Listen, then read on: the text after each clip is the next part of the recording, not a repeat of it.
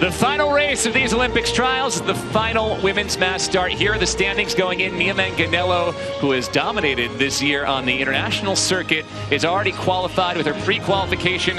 And Greta Myers cannot be passed by anyone who could go to the Olympics, so she will go to the Olympics in this mass start as well. Piper Eady could theoretically pass her, but hasn't skated an Olympic standard, so is not eligible to qualify for the Olympics in this race.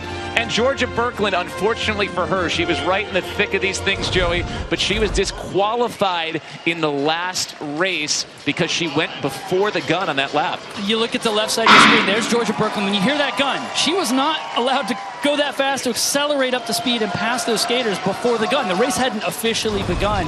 That was a disqualification. And really a pointless one, too. It didn't even give her any kind of strategic advantage. She pulled back after that lead after about 2 laps. Yeah, now the maximum score she could achieve with a win in this last race is 154 points. And remember, Greta Myers already has the higher total than that at 156. That's why Myers' position is secure in this mass start. And hey, Myers is the one who's been skating with Mia Manganello all year in these mass starts on the World Cup, and her coach Gabe Gerard said she's turned into an incredible teammate for Mia Manganello in terms of controlling the race. We just heard Lewis talk to Ethan Separate and Jordan Stoles about the team tactics here. It's the one race in speed skating where you get a little bit of that drafting and teamwork. Yep. So important to have somebody that you trust as a teammate there at the Olympics with you. It's vital, because I can guarantee you this. The 2 Dutch skaters are going to be working together. The skaters from Canada will likely be working together. Skaters from South Korea will likely be working together. And the team will look at performance and who's skating well, and we'll see if Ethan Seprin is in a position where he's not likely to win a medal. He might be there to support Jordan Stoles. And you heard him say it in the interview. Maybe there's a chance in which there's a breakaway that Seperin's on and he's way out front of the pack. Maybe Jordan Stoles would be in a position to help him out. Yep. All right, so the gun is gone, so here we go. Now anyone who wants to make a move can, and hey, Mia Manganello right off the bat decides, let's stop on the accelerator and get this one going. I think I saw a smile on her face. Yeah, because then she stopped right away. So that was just some fun to get it going and stretch out the legs. You can do that when you've already qualified for the Olympics. And from a team perspective, like you mentioned, with the way the points are settling out, it is essentially settled at this point. It will be Mia Manganello. Greta Myers will make the team in another event. She is in the 1500 as well. You wonder if there's a little pride on the line here between Myers and Manganello, because coming in, only a 1-point lead for Mia Manganello over Greta Myers. So, yes, Mia was pre-qualified. Yes, Mia's been in a massive training block.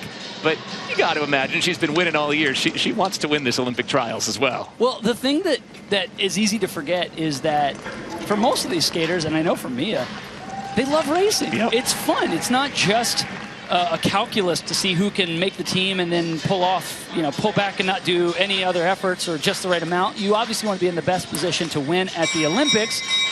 But racing is fun. It should be fun. And especially when the pressure's off and this is the last event of the Olympic trials, I would be out there having fun if I were in this race. Manganello will retire after this season. Again, she picked up a win already on the World Cup this year. She is a gold medal contender in the mass start.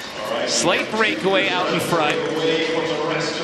Keely Whitcomb is leading that break as cap number 10. Next to her is Evie Forer, only 16 years old, with cap number 12, and now it's Evie Forer who leads the way. That's right, and you kind of hope that she's going to get out and get a huge breakaway. One of these younger skaters. The peloton is not concerned about skaters who have no points or very few points in the overall standings. So there are times, especially when you have lower ranked skaters out there and the stakes are a little bit lower, you can get a breakaway, you can go on a flyer and get away from the peloton. And it has happened on occasion in which a skater goes away with 10 to go, holds off the whole field, and takes the overall win. Doesn't happen often, and it's a hard way to win a race, but it does happen. Now the pace is picked up just a bit as Elise Stave has moved toward the front. Stave's 17 years old. Also in this race is her 16-year-old sister. That main pack behind those still all bunched together here. Cap number 4 is Georgia Birkeland, Beijing Olympian in this event, and also a member of the team pursuit team. So we'll see if she eventually gets selected to the Olympics, even though she can't qualify individually here. And you see everyone stand up and kind of snake around on the ice. The reason for that is it is very, very difficult to lead any number of laps and still have the best field sprint in the peloton. And so skaters rarely want to lead anything. You see it a lot. It's similar to cycling when you see people who are not in that domestique role, who they get up front and they just try and pull off. They don't want to be the ones who are using up their legs. And the draft is so powerful when you're behind 3, 4, 5, 10 skaters that you almost don't have to push. It just feels like you're rocking back and forth on your skates. 42-year-old Melissa Dahlman has moved out in front. She lives right here in West Allis, Wisconsin. Skated when this building opened all the way back in 1991 here at the Pettit Center. She's been a mainstay at Olympic trials over the last couple of decades. That bell is for the intermediate sprints that come along the way. Again, they won't affect the standings at the top. They can affect the places a bit lower down. That's right. The numbers of points given out are so small that they can only improve your rankings in really about the 10th to 7th, 8th, 9th places. 10th up to about 4th or 5th places. They cannot put you on the podium. So even if you won every one of these intermediate sprints, it wouldn't even get you into 3rd place. Georgia Birkeland continues to lead the chase pack as Dahlman leads this race. They've reached the midway point, 8 laps to go. It's been a relatively pedestrian pace. They're on about a 9+ minute pace here in this final mass start. And again, you see no one wanting to lead. Everyone stands up and you look around after that sprint lap. This is the ideal time if there's a young skater or an ambitious skater who is maybe not highly ranked in the points and you see somebody starting to make a move there. It is Greta Myers who decided to turn the legs a bit and accelerate. Piper Eady matched her. This race is screaming for Piper Eady to make a move, right? The 20-year-old who has been really, really strong at these trials but can't qualify in this event. That would be fantastic. There in the cap number 4 is Georgia Birkeland. I think maybe a little bit of pride in her effort as well. She was disqualified in that 3rd event. She is not going to be able to make the Olympic team in this race. I think she would love to come away with a win, and I think that's an important aspect that she's probably thinking about. It's just nice. You want to have an Olympic trials win. And again, she does have the option or the chance to be selected for the team pursuit, so you want to leave a good impression to the folks who are going to make that decision down the road as well.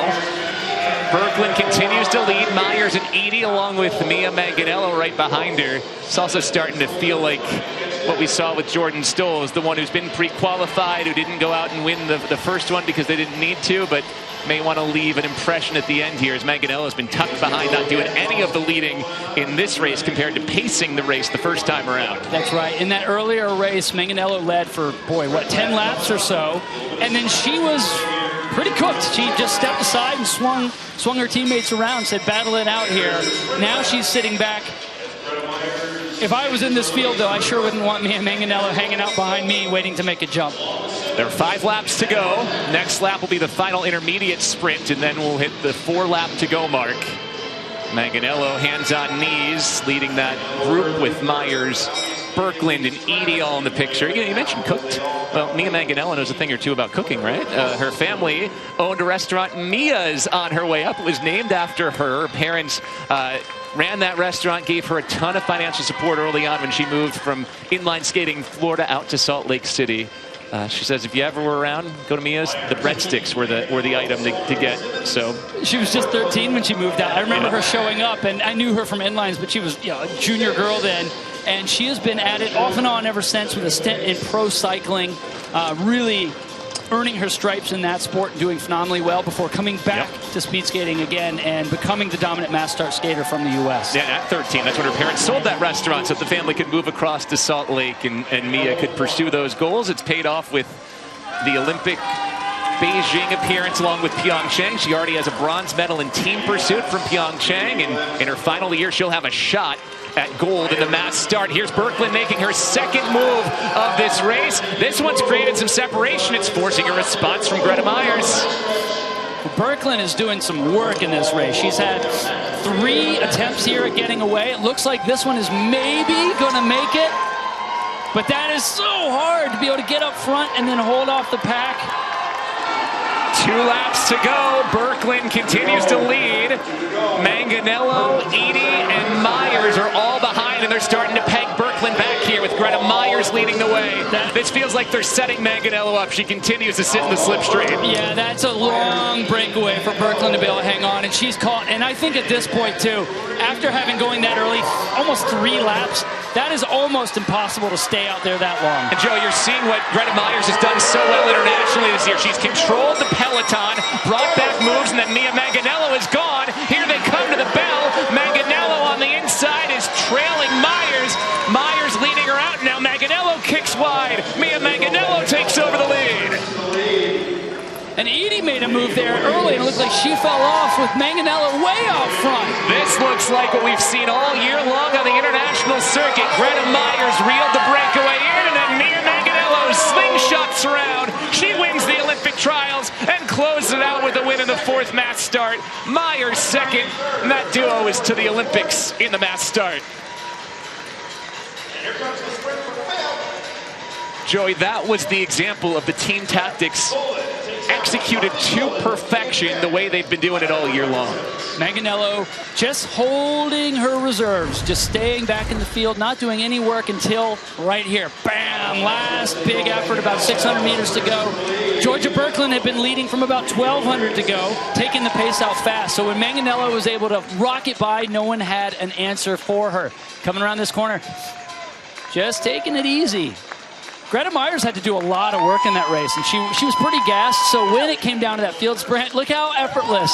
That's what timing can do, too. When you time that breakaway just right, you slingshot past everyone else, and then they've got to scramble to catch up. And again, Gabe Gerard said what Myers has done so well this year is bring back breakaways, control the peloton to set Manganello up. That's exactly what she did, bringing Georgia Berkland back there. Those two will work together once again in the mass start, the final event of the Olympics in Milan. And Manganello closing trials with the W.